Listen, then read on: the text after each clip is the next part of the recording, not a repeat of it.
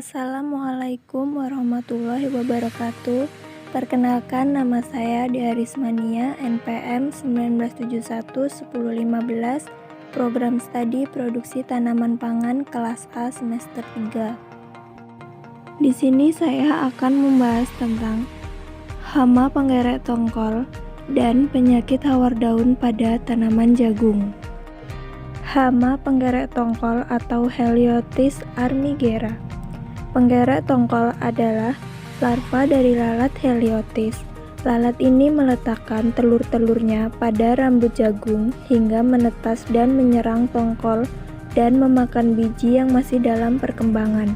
Biasanya, hama ini menyerang tangkai bunga terlebih dahulu, kemudian masuk ke dalam tongkol. Pada lubang-lubang bekas hama ini terjadi kotoran-kotoran yang menumpuk yang dikeluarkan oleh hama ini.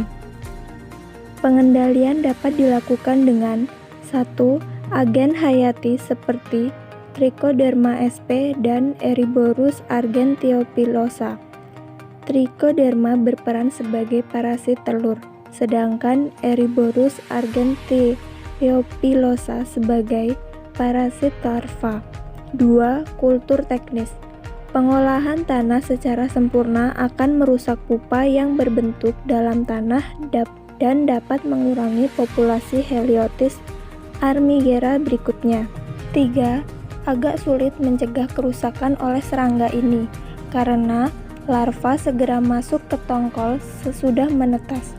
Untuk mengendalikan larva Heliotis armigera pada jagung, penyemprotan harus dilakukan setelah terbentuknya sil dan diteruskan 1-2 hari hingga jambul berwarna coklat. Penggunaan insektisida yang berbahan aktif dinehipo, monokrotofos, karbofuran, dan lain-lain efektif menekan serangan penggeret tongkol jagung. Aplikasi insektisida dilanjutkan apabila telah ditemukan satu kelompok telur per 30 tanaman. Insektisida cair atau semprotan hanya efektif pada fase telur dan larva instar 1-3 sebelum larva masuk ke dalam tongkol. Penyakit hawar daun, Curvularia sp. Penyakit hawar daun disebabkan oleh Curvularia sp. Patogen ini menyerang bagian daun tanaman dengan gejala mula-mula terlihat bercak daun yang tidak teratur pada ujung daun. Pusat bercak berwarna coklat keputih-putihan dan tepinya berwarna coklat tua.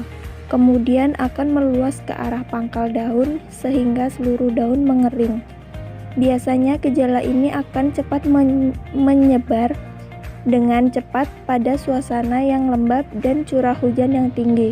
Penyakit ini dapat berkembang dengan bantuan curah hujan yang tinggi, suhu yang relatif rendah, dan intensitas penyinaran matahari yang kurang. Cendawan ini dapat menginfeksi tanaman dengan 2 cara. Infeksi pertama, Conidia, dapat disebarkan jauh oleh angin atau percikan air hujan sampai pada tanaman jagung. Infeksi kedua terjadi di antara tanaman jagung di sekitarnya karena adanya bercak-bercak yang terbentuk pada daun.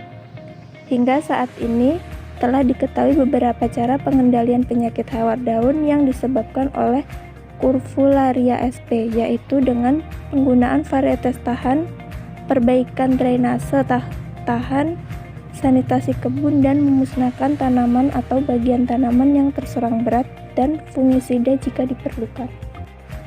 Sekian penjelasan dari saya. Terima kasih. Wassalamualaikum warahmatullahi wabarakatuh.